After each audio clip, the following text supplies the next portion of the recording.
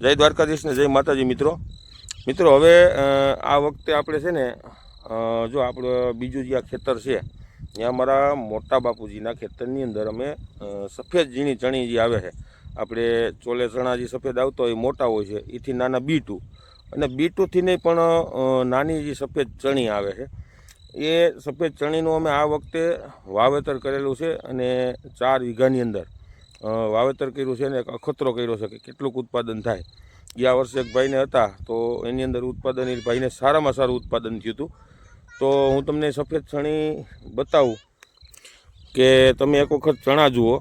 અત્યારે જો પાણી ચાલુ છે અને ઘણો ટાઈમથી આમ તો વિડીયો બનાવવાની મારે એમ થતું હતું કે હું વિડીયો એક દી બનાવી નાખું, પણ વિડીયો ન બનાવવાનું કારણ એ હતું કે આની અંદર આ પહેલી જ વખત વાવેતર છે ને મિત્રો, તો એવું હતું કે આની અંદર આપણે શું ટ્રીટમેન્ટ કરીએ નહીં, પછી ખેડૂતોને બતાવવા માટે તમામને કે શું આપણે ટ્રીટમેન્ટ કરીને શેને લીધે આ કઈ વસ્તુથી આ ચણી છે એની માવજત શું કરવાથી સારું ઉત્પાદન આપણે જળતું હોય છે।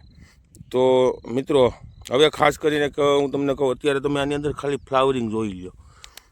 જો તમને આખું ખેતર જે લોકો અહીંથી જો નીકળે ને ગાડીમાંથી તો એક વખત ઊભા રહી જાય છે। આનું ફ્લાવરિંગ તમે જુઓ, અને આની અંદર એક જ વખત ઓનલી વન અમે દવા છાંટેલી છે, જે ચમત્કાર ગરડાનું જે ફ્લાવરિંગની અવસ્થા ચાલુ થઈને ત્યારે અમે આ વખતે આ ચણાની અંદર તો 12 61 પણ નથી મારેલું।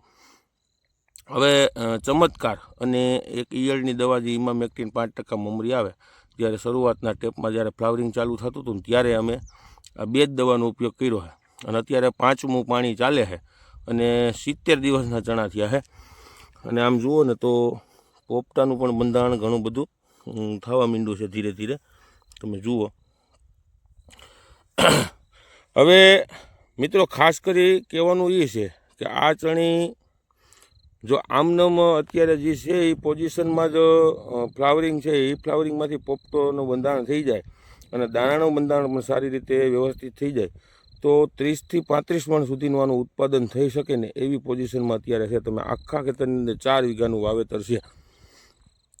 4 વીઘામાં તમે જોઈ શકો એક જ હરખો આખા ખેતરનો ઘેરો છે, અને ગોઠણે ગોઠણે 24ની જારીએ છે। 24ની જારીએ અત્યારે ચણા હાવ ભેગા થઈ ગયા, હામાં અડી ગયા છે, અને આમ ઊંચાઈમાં તો ગોઠણે ગોઠણે ઊંચાઈ છે એની, બહુ મસ્ત નંબર 1 ઘેરો છે આ।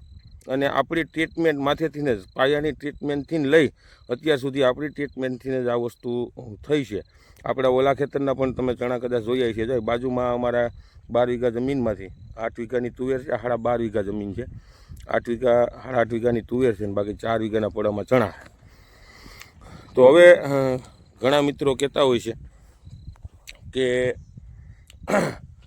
ભાઈ બગાડ ખરેખર આ વખતે ઘણા ખેડૂત મિત્રોને બગાડ આવ્યો છે, પણ તમે આમાં જોઈ શકો એક છોડવો ક્યાંય બગડેલો નથી મિત્રો। આપણા ઓલા ખેતરની અંદર ચણા છે એ ચણા, આ ખેતરની અંદર ચણા, તમે ક્યાંય હજી જો મારું જે પોતાનું અહીંયા ખેતર છે ને એની અંદર મેં ખાલી અડધા વીઘાની આસપાસ ચણા વાવેલા છે, એ લગભગ હજી 45-50 દિવસની આસપાસ થવા આવ્યા। એનો પણ હું તમને વિડીયો મિત્રો બતાવીશ, તમને ખબર પડે કે ચણા વસ્તુ શું છે, કેવી પદ્ધતિ હું આગળના વિડીયોમાં મિત્રો પણ કહું છું। ચણાની ખેતી કઈ રીતે કરવી, મહત્ત્વની કોઈ દવા કે ખાતર મહત્ત્વનું ચણામાં હોતું નથી। ચણાની હંમેશા કાયમી માટે કહું છું ખેતી મહત્ત્વની છે, ટેકનોલોજીથી ખેતી કેમ કરવી, ક્યારે એને યોગ્ય સમયે પાણી આપવું, જેથી કરી કોઈ જાતના બગાડ રોગ ન આવે, અને ખેતી કેવી કરવી। હવે આ વર્ષે તો ઠીક છે, પણ આવતે વર્ષેથી આપણે ચણા વિશેની તમામ ખેડૂત મિત્રોને અગાઉથી કઈ રીતે ખેતી કરવી ને કઈ રીતે આયોજનથી ચણામાં કે ઉત્પાદન સારું થાય મિત્રો। તમે આ સફેદ ચણી જોઈ શકો, જ્યારે ઉત્પાદન થાય ને હજારનો 1-2 વિડીયો આપણે બનાવશું પોપટા થઈ ગયા પછીના, અને ઉત્પાદન થાય ત્યારે હું તમને ચોક્કસથી બતાવીશ કે આ વવાય કે ન વવાય, આનું ઉત્પાદન કેટલું થાય છે મિત્રો। ખરેખર અમારા માટે તો આ નવી વસ્તુ છે। તો તમે જોઈ શકો, જો આપણી ચેનલમાં નવા મિત્રો હોય ને તો ચેનલને સબસ્ક્રાઈબ કરવાનું ભૂલતા નહીં, લાઇક કરવાનું, વિડીયોને શેર કરવાનું ભૂલતા નહીં મિત્રો। નવા વિડીયો કાયમી જોતા રહેજો। જય જવાન, જય કિસાન।